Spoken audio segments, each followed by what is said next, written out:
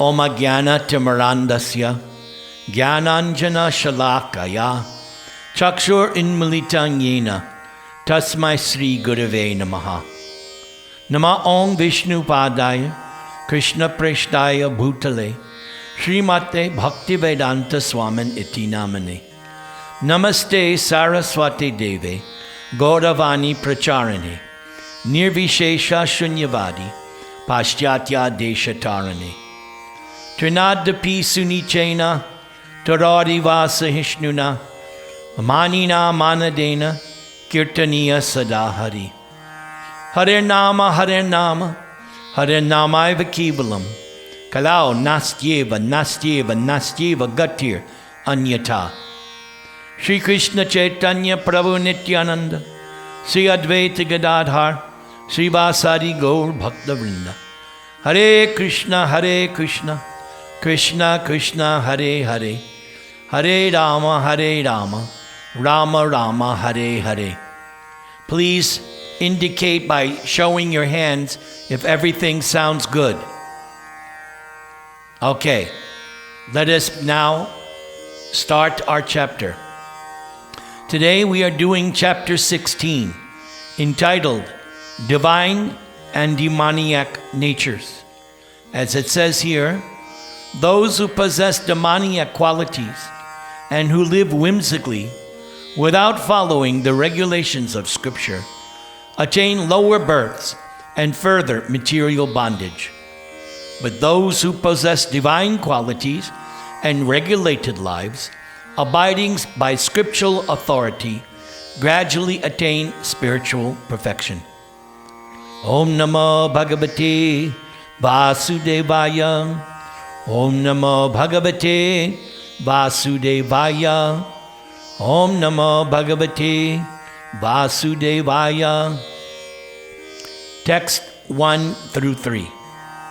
Shri Bhagavan Uvacha Abhayang Sattva Sangshudhir Jnana Yoga Vyavastati Danang Damascha Yagyascha Swadhyayas Tapa Arjavam Ahimsa Satyam Akrodas Tyaga Shantir Apaishunam Daya Bhutesh Valo Luptvam Mardavang Hrir Achapalang Tejak Shama Driti Shaucham Adroha Nati Manita Bhavanti Sampadam Daivim Abhijatasya Bharata.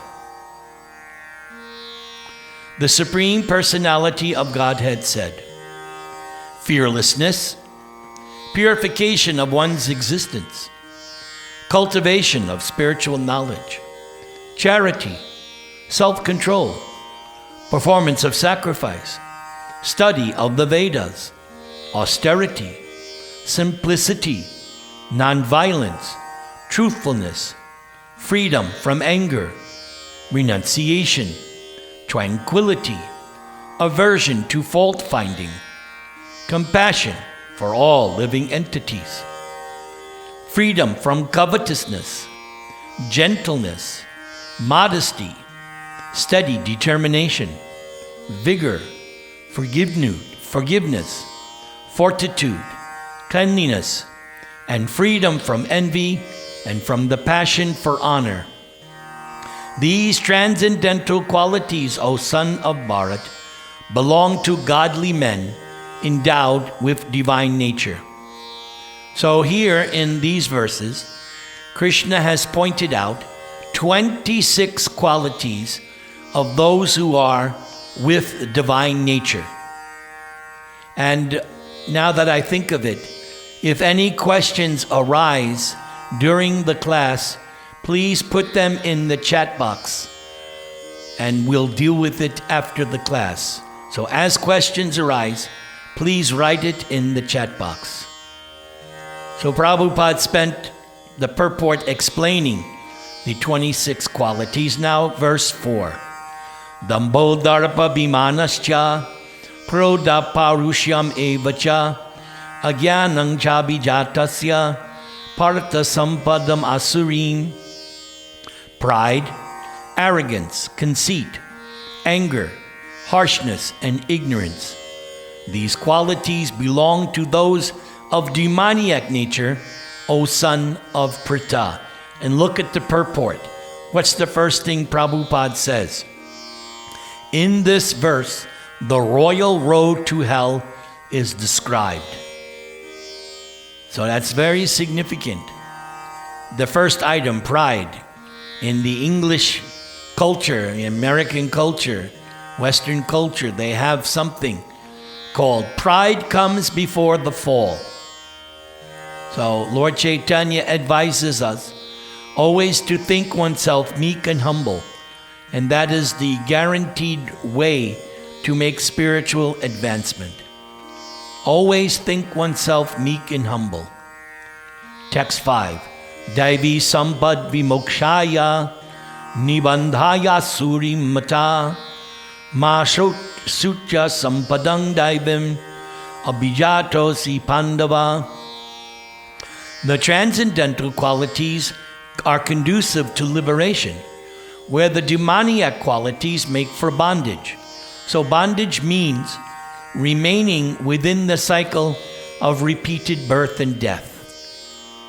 And specifically, demoniac qualities put us in lower species of life. That's what is very, very significant. By acting demoniacally, you do not advance, you are not promoted, you are put down into lower species. Do not worry, O son of Pandu, for you are born with divine qualities. Text 6. Dvau bhuta sargao lokesmin daiva asura evacha daivo vistarasha prokta asurang partame srinu. O son of Pritha, in this world, there are two kinds of created beings. One is called the divine, and the other demoniac. I have already explained to you at length the divine qualities. Now hear from me of the demoniac. So the rest of this chapter is going to be a further analysis of the demeanor and mentality of the demon. Text 7. Pravritting cha navritting cha jana na vidur asura na shaucham napi chacharo na satyam teshu vidyate. Those who are demoniac do not know what is to be done and what is not to be done. Neither cleanliness, nor proper behavior, nor truth is found in them.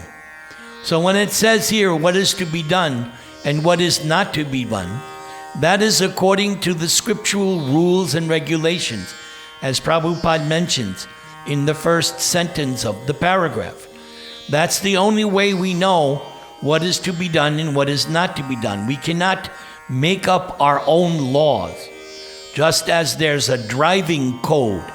If you want to get a license here in America to drive, you have to pass a written test and a manual test. The written test means you know the do's and do nots.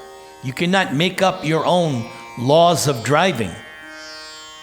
In some countries they drive on the left, some they drive on the right. But the principle of rules and regulations is there.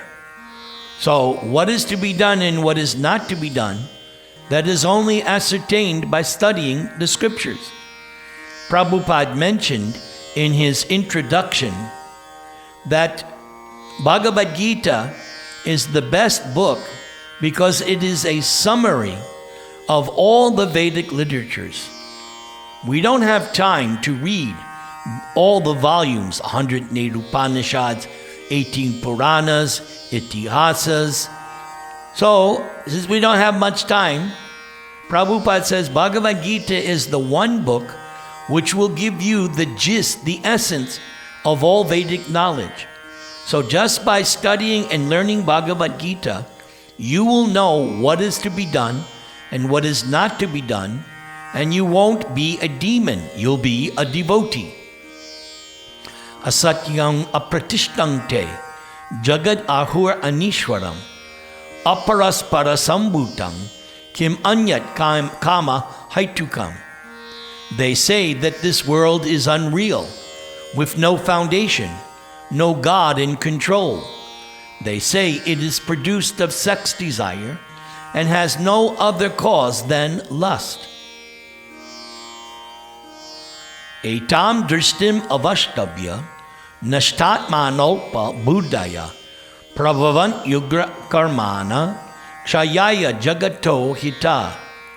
Following such conclusions, the demoniac, who are lost to themselves and have no intelligence, engage in unbeneficial, horrible works meant to destroy the world. And the Sanskrit, ugra karmanam, engaged in painful activities. That's a demon.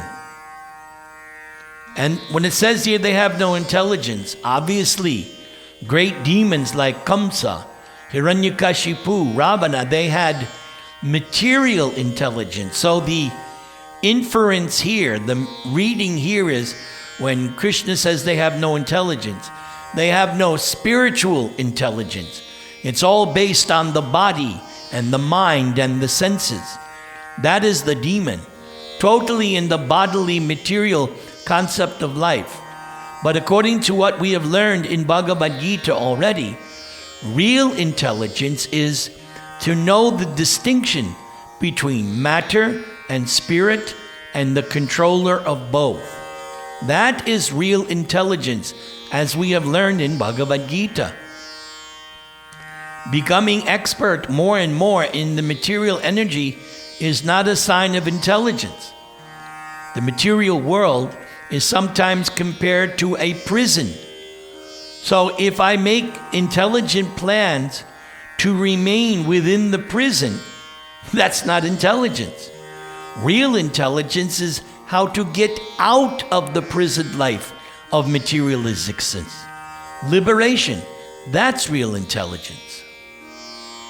Kamam asritya dushpuram dambamana badanvata mohad gritvasad grahan parvartante shuchi brata.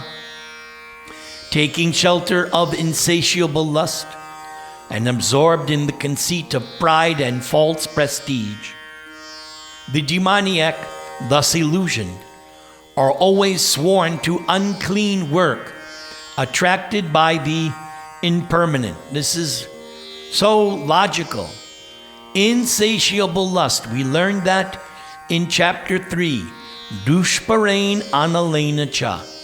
Lust is never to be satisfied, and it burns like fire. That is how Krishna discussed it in chapter 3. Just as if you have a homa, if you have a fire sacrifice, the more you add the grains and the ghee to the fire blossoms, blooms, burns more. So trying to satisfy lusty desires is like pouring ghee and grains into a fire. It's not going to be put out. It'll only increase. So lust is insatiable. So, and attracted by the impermanent. Why? Because they're on the material bodily conception of life, which is impermanent. In chapter 2, it was discussed. That which is eternal is actually existing. And that which is not eternal has impermanent or temporary existence. So the impermanent means temporary. Like our material body. We have it at best for 100 years, then you have to get another material body. So anything made of material energy is impermanent. It exists temporarily. But Sat, the eternal, which is spiritual, that's forever. That's real existence. Chintam aparimeyam cha pralayantam upasrita kamo pabhoga parama etavad iti nishchita asha pasha shatayar baddha kama kroda parayana ihante kama boghartam anyanyenartha sanchayan. They believe, meaning the demons, to gratify the senses is the prime necessity of human civilization. So that's a demon. A demon does not have spiritual advancement or liberation as the goal of life. The demon, because the demon is on the bodily concept of life, their conclusion is sense gratification. That's what life is all about. Just like here in America, you see a common car bumper sticker. He who dies with the most toys wins, which is a fallacy because you died. You may amass all the toys in the world, but you cannot take it with you when you die. So you may be the richest man, like that guy who now runs Tesla, I forget his name, Elon Musk. So he's now the richest man in the world. But when death comes, he has to leave everything behind. So he's less intelligent. Thus, until the end of life, their anxiety is immeasurable. Why? Because they're working against material energy, which is bound to cause them frustration. We learned already in the previous chapter that mogasha moga karmana moga jnana vichetasa, that those who are demoniac, they become bewildered. All their hopes and dreams are ultimately frustrated, just like we have here in America. Our past president had so many plans, now he's gone. Goodbye. Because he did not have spiritual intelligence. You're working against material nature, which is not designed to be actually controlled. Actually, the material energy controls the conditioned soul. Bound by a network of hundreds of thousands of desires and absorbed in lust and anger, they secure money by illegal means for sense gratification. Yes. Sense gratification, that's their goal of life. And notice, hundreds of thousands of desires. In chapter 2, it was pointed out by Krishna that those who are on the transcendental path have only one desire: liberation, spiritual emancipation. That is their focus. But those who are not on the spiritual path have unlimited bahushaka. Their desires are like unlimited branches of a tree, like a banyan tree. So here the same idea is expressed: a network of hundreds and thousands of desires. Why? Because they're thinking life is meant for sense gratification. Idam adya maya labdam imang prapsye manoratam idam astidam apime bhavishyati punardhanam asau maya hatak shatra hanishye chaparan api ishwar aham ahang bhogi siddhoham balavan sukhi adyo bijanavan asmi konyosti sadrisho maya yakshe dasyami modishya itya jnana vimohita. So here, Krishna gives us a glimpse in how a demoniac person thinks. So much wealth do I have today, and I will gain more according to my schemes. Yes, the demon is never satisfied. If he has 1 million, he wants 2. If he has 1 billion, he wants more. Never satisfied. A Brahmana, on the other hand, is satisfied with whatever Krishna arranges. That's a Brahmana. The opposite of a Brahmana is a Kripana, miserly person, who's only concerned with his own sense gratification.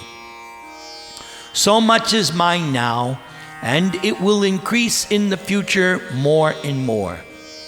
He is my enemy, and I have killed him, and my other enemies will also be killed. That was the very mentality of Kamsa. When Kamsa took over and formulated his United Nations of demons. Kamsa had defeated all the demons, and he even defeated Indra in the heavenly planets. So Kamsa was the most powerful king. All the other demons surrendered to him. And so this is what he was thinking, exactly like this. He is my enemy, and I have killed him, and I will also kill my other enemies. I am the Lord of everything. That means I want to imitate Krishna. That is the psychic nature of trying to imitate Krishna. I am the Lord of everything. But throughout Bhagavad-gita, repeatedly, Krishna said, no, I am the Lord of everything. Here the demon also thinks, I am the enjoyer, because the demon ultimately wants to usurp the position of God. This is what it means to be God. What does it mean to be God? To be the Lord of everything, to be the enjoyer. And that's what the demon wants, because he wants to take the position of God. Just like Hiranyakashipu, when he performed his severe penances, and Brahma came down to give him the fulfillment. The first thing Hiranyakashipu said, I want to be immortal. But Lord Brahma said, I cannot give you something that I don't have myself. I'm not immortal. Brahma knows he's not immortal. Brahma knows he has a material body made mostly of intelligence, but still, it's a material body. So Hiranyakashipu contrived a means how he could be immortal by giving scenario after scenario. I don't want to die in the water, on the land, in the sky, by any weapon. He gave a whole list of demands. And Brahma, of course, benedicted him, but he thought, Kamsa thought practically, I'm immortal, but he was not, because he was killed by Lord Nrsimha. So the demon wants to usurp the position of God and be God himself. I am perfect. But the saintly person, the devotee, knows, no, I'm not perfect. I am a fallen, conditioned soul, far from perfect. But the demon thinks I am perfect, powerful, and happy. I am the richest man, surrounded by aristocratic relatives. There, Ravana was the same way. Ravana thought the same way. I am perfect, powerful, and happy. There is none so powerful and happy as I am. There's your pride and your conceit that was mentioned a few verses ago. I shall perform sacrifices, I shall give some charity, and thus I shall rejoice. Because he's thinking, I will do these things out of my magnanimity because I'm so great. In this way, such persons are deluded by ignorance. Yes, the topmost ignorance is to think I am God. That is the epitome of ignorance, to think I am God. Aneka chitta vibranta mohajala samavrita prasakta kama bhogeshu patanti narake shuchau. Thus perplexed by various anxieties and bound by a network of illusions, they become too strongly attached to sense enjoyment and they fall down into hell. So this is what happens to the demon. So we don't have to worry about the demons. Krishna will take care of them in due course of time. They will become too strongly, just like the classic, okay, look at this line. They become too strongly attached to sense enjoyment. Ravana. Ravana had a whole harem. He had so many women voluntarily giving themselves to him every night. But he became too attached to Sita. And because of that attachment to Sita, ultimately Ravana was destroyed. And Ravana was warned so many times by his brother, by ministers, by so many people he was warned.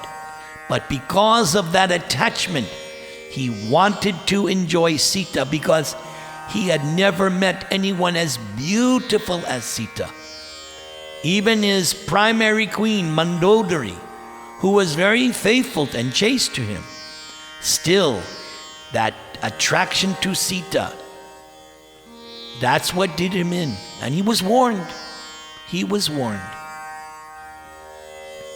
Atma sambhavita stabdha dhanamana madanvita yajante nama yagyaiste dambena vidipurvakam. Self-complacent and always impudent, deluded by wealth and false prestige, they sometimes proudly perform sacrifices in name only, without following any rules and regulations. They make up their own way of doing things, again because they think they are supreme, they think they are God. So they think, I can do whatever I want. Whatever I want, I can do. Who's going to stop me? But they're deluded by wealth and false prestige. False prestige means to actually think that I'm something that I'm not. So the classic false prestige is to think, I'm not the eternal servant of Krishna, I'm something else. That's false prestige. I take pride in thinking I am this, I am that, I am president, I am prime minister, I am so wonderful. The devotee thinks, no, I'm simply the insignificant servant of God. Mentality is two different things. Ahankaram balang darpang kamam krodam chasangshrita mam atma paradeheshu pradvishantu bayas baisuyaka. Bewildered by false ego, strength, pride, lust, and anger, the demons become envious of the Supreme Personality of Godhead. Yes, envy is the original sin of the living entity. That's where we fell down from our original pure spiritual status. Envy. We wanted to imitate Krishna. We wanted to be Krishna. We wanted to feel what it's like to be God. Therefore, Krishna says, oh, that's not possible in my kingdom. I'll have to create a playpen, an illusion where you can think you are God. And that's called the material world. Whether it be Cologne, or whether it be California, or Washington, D.C., or anywhere in this material world. It's simply a dreamland created by Krishna where one can pretend and convince oneself, I am God. No. Who is situated in their own bodies and in the bodies of others. We have already studied this thoroughly in chapter 13. We studied how Krishna is in everyone's body as Paramatma Supersoul. Yes, it is stated that when Hiranyakashipu went to chase and look for Lord Vishnu, because Hiranyakashipu wanted to avenge the death of his brother Hiranyaksha, because he was killed by Lord Varaha. So at the funeral ceremony, Hiranyakashipu vowed that he would retaliate and he would find Lord Vishnu and kill him. So Hiranyakashipu looked all over the universe for Vishnu. And Vishnu, being very intelligent, thought, everywhere I go, this Hiranyakashipu is going to chase after me. Where can I go that he will not find me? So Vishnu said, I will enter his heart, because he will never realize, he'll never see, he'll never detect that I am in his heart. So that's what Vishnu did. He entered Hiranyakashipu's body. When Hiranyakashipu inhaled, Lord Vishnu became subtle and through his breathing hid himself in Hiranyakashipu's heart, knowing that he would never look for him there. But the devotee, after reading chapter 13, knows Krishna is always with me in my heart and blaspheme against the real religion. So the real religion will be stated by Krishna in chapter 18. Sarva dharman parityaja mam ekam sharanam vraja ahang twang sarva papebhyo moksha yishyami ma suchaha. Krishna says, give up all other religion. Sarva dharman parityaja. Give up all other dharma. Just surrender to me. That is real religion. Just as I say to the Christians that Jesus said, love God with your whole soul, your whole heart, your whole mind. That is real religion. The same thing Krishna says. Surrender to me. Always think of me. Become my devotee. Worship me. Bow down to me. That's real religion. Anything else? No, that's cheating religion. Tanahang dvishatak kuran sangsareshu naradaman kshipya jasram ashubhan asurish beva yonishu. Those who are envious and mischievous, who are the lowest among men, I perpetually cast into the ocean of material existence, into various demoniac species of life. So you can be born as a demon on this planet, or as I mentioned before, you can be born in lower species, the animals, aquatics, birds, beasts. That's a lower birth. You get that by developing demoniac desires. Or there are actually lower planets. The planets below the earth are the planets of the demons. So everything is based on action and desire.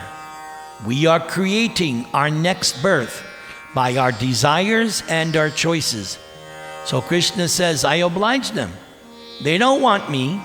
They don't want liberation. They want to remain, try to imitate me. So I will put them into various demoniac species of life.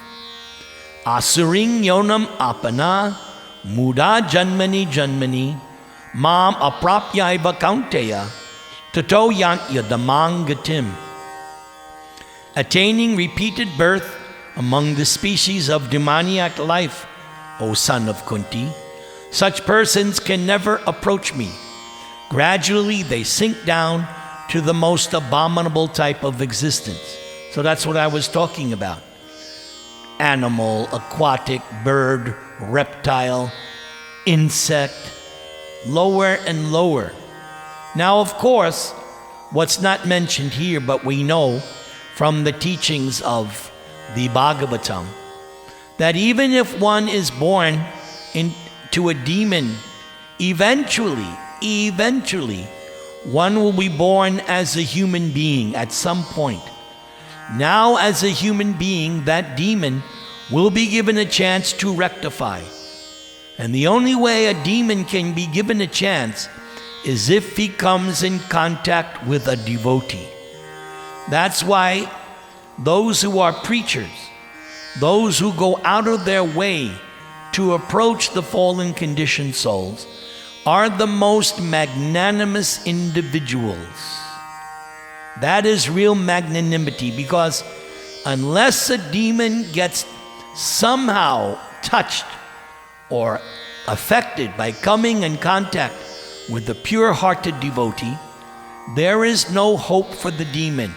The cycle will remain endless. But if, as a human being, the demon can be touched, so it's like there's an example in the Chaitanya Charitamrita, Mragari the hunter. This hunter was taught by his father to only kill animals halfway, because he wanted to give the animals more pain and suffering. So Narada came, and Narada, by his spiritual potency, was able to have an effect on Mrigarhi. So Narada said, why are you only killing them halfway? You're committing such a sinful act by half killing them that you will suffer more in your next life. So hearing from Narada, Mrigarhi became a little contemplative. He realized, oh, I don't want to suffer in hell. So Narada, by his presence, because Narada is the most powerful preacher, the most powerful.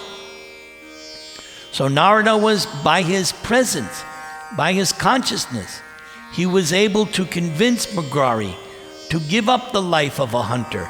And Mrigarhi became a great devotee. In my case, it was by the presence of Srila Prabhupada. I used to be a demon, no doubt about it. I was engaged in so many demoniac activities. But somehow or other I came into contact with Prabhupada. And just by seeing him, his effulgence, and hearing him, and taking prasad, I decided to give up my demoniac life. So the presence of a devotee, that is the key. That is the most auspicious time of a person's life. When you come in contact with the devotee, that is the most auspicious moment in your life. Trividam narakasyedam dwarang nashanam atmana kama krodas tata lobhas tasmad etatrayam tyajet. There are 3 gates leading to hell: lust, anger, greed. Every sane man should give these up, for they lead to the degradation of the soul. So, 3 gates: lust, anger. What is lust? I want to enjoy the material world to its fullest extent.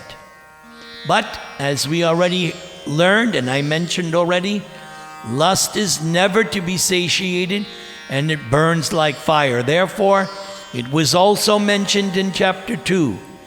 After lust comes anger, frustration, and then greed. That was already mentioned already. I'm not satisfied. I'm not satisfied with $1 million. I have to have 2. I'm not satisfied with my lot in life. I want more. Yes, greed, never being satisfied. A Brahmana, whatever Krishna, like Sudama. Even though Sudama was dirt poor, he was happy. He was completely in Krishna consciousness. He was not in anxiety, even though he was dirt poor. And even on the way back, after spending that night in Krishna's palace, when Sudama was walking home, it appeared that he didn't get anything from Krishna. But what was Sudama's mentality on the way home? His wife was thinking, oh, if you go see your friend Krishna, surely he will give you something. Because Krishna was living in Dwaraka as a opulent prince. So his wife was thinking, surely Krishna will bless you. But Sudama left the palace that next morning with nothing. But notice Sudama's mentality. He was thinking, I am so fortunate that Krishna embraced me. See Sudama's mentality. He wasn't expecting anything. He was simply enthralled that Krishna embraced him, because Krishna did that. When Sudama came, Krishna washed his feet. Krishna embraced him. And they had a nice talk, reminiscing about their student life. So Sudama was thinking, I'm such a poor, a fallen Brahmana, but Krishna has embraced me. I'm so fortunate. That means there was no greed in Sudama. He was satisfied in any condition of life. And of course, we know the story. When he got home, his humble cottage was turned into a palace. his wife was turned into some kind of demigoddess, and he was living in supreme opulence. But Sudama's mentality did not change. He was the same Sudama, rich, the same Sudama as poor. That is the mark of a real devotee. Whether he's in opulence or destitute, the Brahmana remains fixed in his duties, does not become different, as we see for many people. When they become rich, then their whole demeanor changes. They become puffed up. We see this a lot. They become so puffed up, but not a Brahmana. Brahmana remains the same. So if we want to, now it says here, lead to the degradation of the soul. In chapter 6, what did we learn? The mind is the friend of the conditioned soul and his enemy as well. And the mind is supposed to elevate one. So this lust, anger, and greed, this leads to degradation, not for elevation. Etayar vimukta kaunteya tamo dwaraistrabir nara achart yatmanasreyas tato yati parangatim. The man who has escaped these three gates of hell, O son of Kunti, performs acts conducive to self-realization and thus gradually attains the supreme destination. So, this is the whole goal of human life. Atato Brahma Jigyasa. Acts conducive to self-realization. That is the real purpose of human life, not simply sense gratification. As a human being, your primary focus should be to act so that you achieve self-realization. What's self-realization? To understand that I am the eternal servant of God and to once again be reinstated. So that is the supreme destination for the devotee. The supreme destination of the devotee is to return to the spiritual world and engage in one's constitutional position of service to Krishna. That's the supreme destination. Yashastra vidim utsrijya vartate kamakarata na sa siddhim avapnoti na sukam na parangatim. He who discards scriptural injunctions and acts according to his own whims attains neither perfection nor happiness nor the supreme destination. So here, these final verses is putting us on the right track. Everything should be done according to script shastra, as the word here. Shastra vidhim, the regulations of the scriptures. That is how we act. And as I mentioned in the beginning, this Bhagavad-gita is the essence of all scriptures. Learn Bhagavad-gita, act according to Bhagavad-gita, and you will achieve perfection, you will achieve happiness, and you will achieve the supreme destination. Tasmat chastrang pramanang te karya karya vivastatau gyatva shastra vidhanoktam karma kartum iharhasi. One should therefore, so this is the conclusion of the chapter. This is the final verse. Therefore, meaning Krishna has said many things now the conclusion. One should therefore understand what is duty and what is not duty by the regulations of the scriptures. So in this class, I will rephrase it. One should understand what is duty and what is not duty by the regulations of Bhagavad-gita.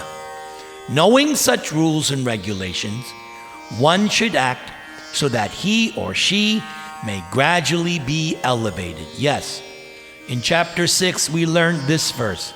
Shanak shanayar uparamed buddhyadriti grahitaya. It was stated, advancement is made gradually, step by step, not by jumping like a monkey.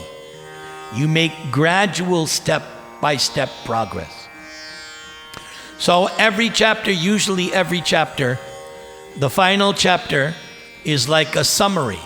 So we should go over this final purport because it is going to be like a summary of this 16th chapter. Please read along. As stated in the 15th chapter, all the rules and regulations of the Vedas are meant for knowing Krishna. What is that reference? Vedaischa sarvair aham eva vedya, Vedanta krid vedavid eva chaham. That's the reference, Prabhupada's meaning here. If one understands Krishna from the Bhagavad-gita and becomes situated in Krishna consciousness, engaging himself in devotional service, then he has reached the highest perfection of knowledge offered by the Vedic literature. Lord Chaitanya Mahaprabhu made this process very easy. He asked people simply to chant Hare Krishna, Krishna Krishna, Hare Hare, Hare Rama, Rama Rama, Hare Hare, and to engage in the devotional service of the Lord and eat the remnants of foodstuff offered to the deity. One who is directly engaged in all these devotional activities is to be understood as having studied all the Vedas. He has come to the conclusion perfectly. Of course, for the ordinary persons who are not in Krishna consciousness or who are not engaged in devotional service, what is to be done and what is not to be done must be decided by the injunctions of the Vedas. One should act accordingly without argument. That is called following the principles of Shastra or Scripture. Shastra is without the four principal defects that are visible in the conditioned soul. So here are the four defects: imperfect senses, the propensity for cheating, certainty of committing mistakes, and certainty of being illusion. These four principal defects in conditioned life disqualify one from putting forth rules and regulations.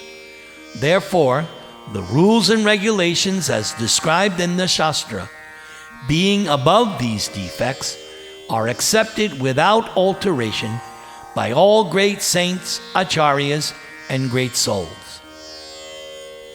In India, there are many parties of spiritual understanding, generally classified as two: the impersonalist and the personalist.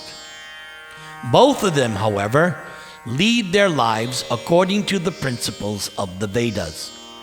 Without following the principles of the scriptures, one cannot elevate himself to the perfectional stage. One who actually, therefore, understands the purport of the Shastras is considered fortunate. In human society, aversion to the principles of understanding the Supreme Personality of Godhead is the cause of all fall downs. That is the greatest offense of human life. Therefore, Maya, the material energy of the Supreme Personality of Godhead, is always giving us trouble in the shape of the threefold miseries. This material energy is constituted of the three modes of nature. One has to raise himself at least to the mode of goodness before the path to understanding the Supreme Lord can be opened. Without raising oneself to the standard of the mode of goodness, one remains in ignorance and passion, which are the cause of demoniac life. Those in the modes of passion and ignorance deride the scriptures, deride the holy man, and deride the proper understanding of the Supreme Personality of Godhead. They disobey the instructions of the spiritual master, and they do not care for the regulations of the scriptures. In spite of hearing the glories of devotional service, they are not attracted. Thus they manufacture their own way of elevation. These are some of the defects of human society which lead to the demoniac status of life. If, however, one is able to be guided by a proper and bona fide spiritual master who can lead one to the path of elevation to the higher stage, then one's life becomes successful. Hare Krishna, Krishna Krishna, Hare Hare, Hare Rama, Rama Rama, Hare Hare.